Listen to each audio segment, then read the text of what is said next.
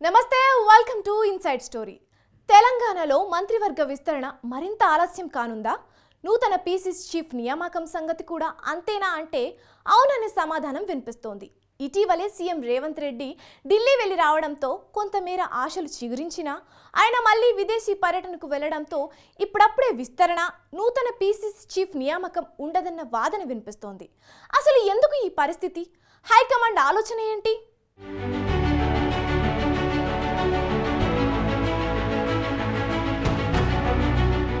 తెలంగాణ మంత్రివర్గ విస్తరణ ఈసారైనా ఉంటుందా?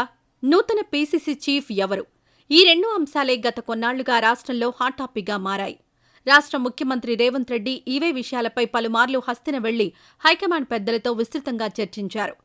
సీఎం రేవంత్ రాష్ట్రానికి తిరిగొచ్చిన ప్రతిసారి ఇదిగో మంత్రివర్గ విస్తరణ, అదిగో పీసీసీ చీఫ్ నియామకమంటూ వార్తలొస్తున్నాయి. కానీ వాస్తవంలో మాత్రం పరిస్థితి ఒక్క అడుగు కూడా ముందుకు పడలేదు. ఇటీవలే కొద్ది రోజుల క్రితమే సీఎం రేవంత్ రెడ్డి ఢిల్లీ పర్యటనకు వెళ్లి రావడంతో అంతా మంత్రివర్గ విస్తరణ, నూతన పీసీసీ చీఫ్ నియామకం ఉంటుందని భావించారు. కానీ ఆ తర్వాత కొద్ది రోజులకే ముఖ్యమంత్రి విదేశీ పర్యటనకు వెళ్లిపోవడంతో నేతల ఆశలు అడియాసలుగా మారాయి.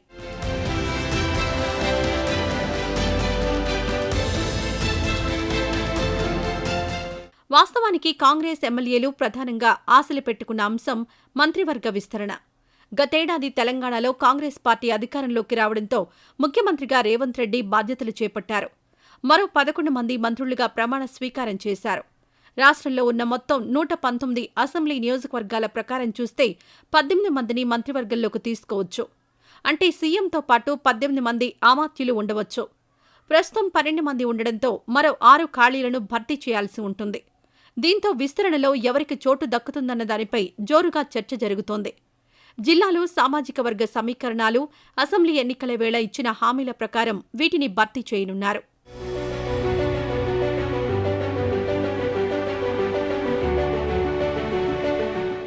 కొన్ని రోజులుగా మంత్రివర్గ విస్తరణపై హైకమాండ్ సైతం దృష్టి సారించింది. దాదాపు కసరత్తును పూర్తి చేసింది. అయితే లోక్సభ ఎన్నికల్లో పార్టీ అంతగా ప్రభావం చూపకపోవడానికి గల కారణాలపై ఇటీవలే ఆరా తీసింది కురియన్ కమిటీ. దీనిపై పరిశీలన చేసి ఎవరికి మంత్రివర్గంలో చోటు కల్పించాలి, ఎవరిని పక్కన పెట్టాలి అన్న దానిపై హైకమాండ్కు ఓ రిపోర్ట్ ఇచ్చింది. దీని ఆధారంగా కాంగ్రెస్ పెద్దలు తుది నిర్ణయం తీసుకోనున్నారు. అయితే ఈసారి ఎట్టి పరిస్థితుల్లోనూ విస్తరణ జరిగే అవకాశాలుంటాయన్న ఆశలతో పలువురు సీనియర్లు, జూనియర్లు ఎవరికి వారే ఆశలు పెంచుకున్నారు. కానీ మళ్లీ పరిస్థితి మొదటికొచ్చేసింది.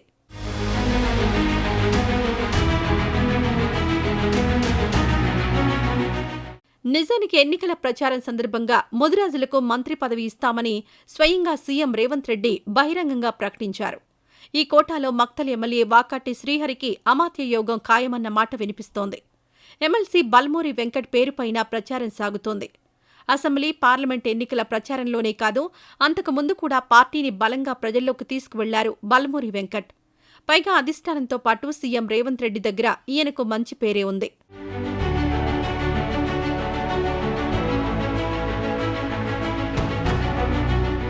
మున్నూరు కాపు, కురుమ సామాజిక వర్గాలకు మంత్రివర్గంలో స్థానం కల్పించాలని సీఎం నిర్ణయించారు. మున్నూరు కాపుల్లో బలమైన నాయకుడిగా ఉన్న ఆది శ్రీనివాస్ పేరు ప్రధానంగా ఈ లిస్టులో వినిపిస్తోంది.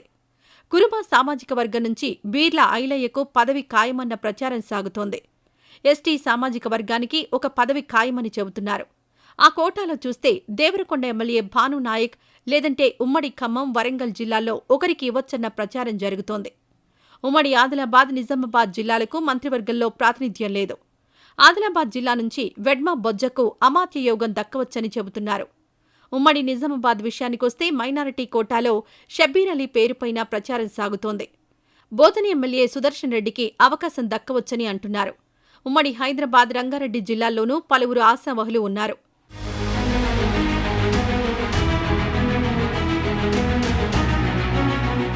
మరో అంశం తెలంగాణ కాంగ్రెస్కు నూతన పీసీసీ చీఫ్ నియామకం. గతేడాది జరిగిన శాసనసభ ఎన్నికలకు ముందు పీసీసీ చీఫ్గా ఉన్నారు రేవంత్ రెడ్డి. నాటి ఎన్నికల్లో సీనియర్లందరినీ ఏకతాటిపైకి తేవడంతో పాటు 10 ఏళ్లుగా ప్రతిపక్ష పాత్రకే పరిమితమైన హస్తం పార్టీకి కొత్త జవసత్వాలు తీసుకొచ్చారు. గులాబీ బాస్ కేసీఆర్తో పాటు కారు పార్టీ అగ్రనాయకులతో ఢీ అంటే ఢీ అన్నారు. నాటి అధికార పార్టీ వ్యూహాలకు ప్రతి వ్యూహాలు పన్ని రాష్ట్ర ప్రజల అభిమానం సంపాదించారు. తెలంగాణ శాసనసభ ఎన్నికల్లో కాంగ్రెస్ పార్టీని అధికారంలోకి తీసుకొచ్చారు.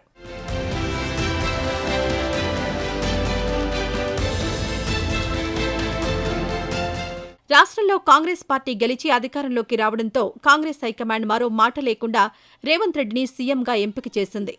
ఈ క్రమంలో మల్లు భట్టి విక్రమార్క, ఉత్తమ్ కుమార్ రెడ్డి, కోమటిరెడ్డి లాంటి సీనియర్లందరినీ పక్కన పెట్టి మరీ పార్టీ విజయం సాధించడంలో కీలక పాత్ర పోషించిన రేవంత్కు ఓటేశారు రాహుల్ గాంధీ. దీంతో సీఎంగా బాధ్యతలు చేపట్టారు రేవంత్ రెడ్డి. అప్పటికే పీసీసీ చీఫ్గా ఉన్నారు రేవంత్. ముఖ్యమంత్రి కూడా కావడంతో జోడు పదవులు ఉన్నట్లయింది. కానీ ఆ తర్వాత కొద్ది రోజులకే లోక్సభ ఎన్నికలు ముంచుకు రావడంతో ఆ సమయంలో పీసీసీ చీఫ్ను మారిస్తే కొత్తగా నియమితులైన నాయకుడికి తగినంత సమయం ఉండదని, తద్వారా పార్లమెంట్ ఎన్నికల్లో పార్టీని అనుకున్న స్థాయిలో ముందుకు నడిపించడం కష్టతరమవుతుందని భావించింది. పార్లమెంట్ ఎన్నికల వరకు రేవంత్ రెడ్డినే పీసీసీ చీఫ్గా సైతం కొనసాగించింది.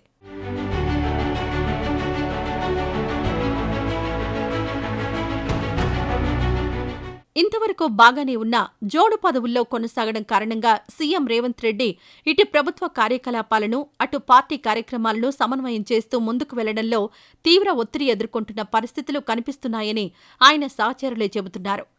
పైగా 10 ఏళ్ల తర్వాత అధికారంలోకి వచ్చిన హస్తం పార్టీకి మేనిఫెస్టో అమలు చేయడం ప్రతిష్టాత్మకంగా మారింది. స్వయంగా సీఎం రేవంత్ రెడ్డి పథకాల అమలుకు తన గ్యారంటీ అని చెప్పడంతో అన్నింటినీ దగ్గరుండి మరీ పర్యవేక్షిస్తున్నారు. ఇదంతా గమనించిన హైకమాండ్ పీసీసీ చీఫ్గా నూతన వ్యక్తిని నియమించేందుకు కసరత్తులు ప్రారంభించింది.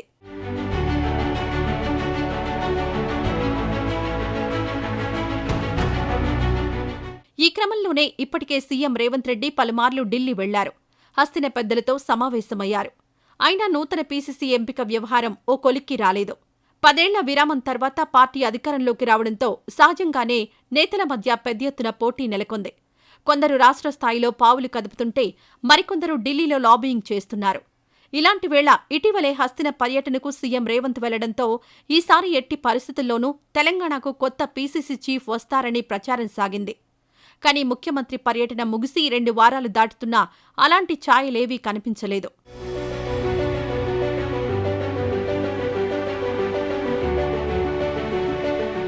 తెలంగాణ పీసీసీ పీఠం కోసం పలువురు సీనియర్ నేతలు పోటీ పడుతున్నారు. ప్రధానంగా కోమటిరెడ్డి రాజగోపాల్రెడ్డి, జగ్గారెడ్డి ఈ పదవిపై ఫోకస్ పెట్టారు. సీఎంగా రెడ్డి సామాజిక వర్గానికి చెందిన రేవంత్ రెడ్డి ఉండడంతో పీసీసీ వేరే సామాజిక వర్గానికి ఇస్తారన్న ప్రచారం సాగుతోంది. ఈ క్రమంలో దళిత సామాజిక వర్గానికి చెందిన మల్లు భట్టి విక్రమార్క పీసీసీ పీఠాన్ని ఆశిస్తున్నారు. అయితే ఇప్పటికే డిప్యూటీ సీఎంగా ఆయన ఉండడం, ఆయన సోదరుడు మల్లు రవి పార్లమెంట్ సభ్యుడిగా ఉండడంతో ప్రదేశ్ కాంగ్రెస్ అధ్యక్ష బాధ్యతలు భట్టికి దక్కడం అనుమానంగానే కనిపిస్తోంది. కానీ ఆయన వర్గీయులు మాత్రం కర్ణాటక విషయాన్ని ఇక్కడ ప్రస్తావిస్తున్నారు. కర్ణాటకలో డీకే శివకుమార్ డిప్యూటీ సీఎంగా, పీసీసీ చీఫ్గా ఉండగా మల్లు భట్టికి సైతం అదేవిధంగా అవకాశం కల్పించాలని హైకమాండ్ దృష్టికి తమ విన్నపాలు చేరేలా అంతర్గతంగా ప్రయత్నం చేస్తున్నారన్న ప్రచారం సాగుతోంది.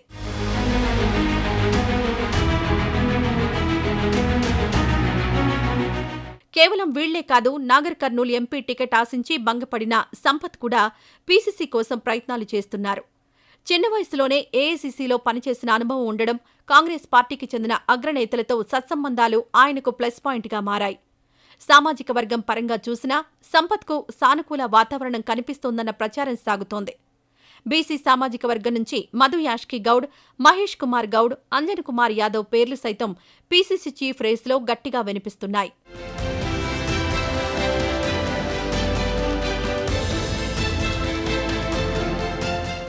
ఇప్పటికే కాంగ్రెస్ హైకమాండ్ మంత్రివర్గ విస్తరణ, నూతన పీసీసీ చీఫ్ నియామకం విషయంలో సీఎం రేవంత్ రెడ్డి అభిప్రాయం కూడా తీసుకుంది. అన్ని అంశాలను బేరీజు వేసుకుంది. కురియన్ కమిటీ నివేదికపైన కసరత్తు చేసినట్టు తెలుస్తోంది. అయితే త్వరలోనే ఇతర రాష్ట్రాలకు నూతన పీసీసీ చీఫ్లను నియమించాలని భావిస్తోంది. అప్పుడే తెలంగాణకు సైతం కొత్త అధ్యక్షుడు వచ్చే అవకాశాలున్నాయి. ఇక మంత్రివర్గ విస్తరణ విషయానికొస్తే వీలైతే పంచాయతీ ఎన్నికల్లోగా, లేదంటే ఆ తర్వాత చేయాలని భావిస్తున్నట్లు ఢిల్లీ వర్గాల్లో వినిపిస్తోంది.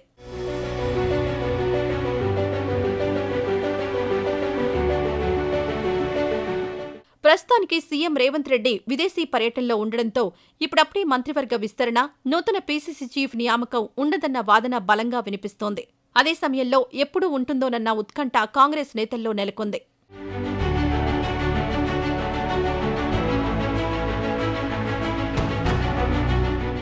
ఇదే వాళ్ళ ఇన్సైడ్ స్టోరీ. రేపు మరో ఎపిసోడ్తో మళ్ళీ కలుద్దాం. అంతవరకు సెలవు, నమస్తే.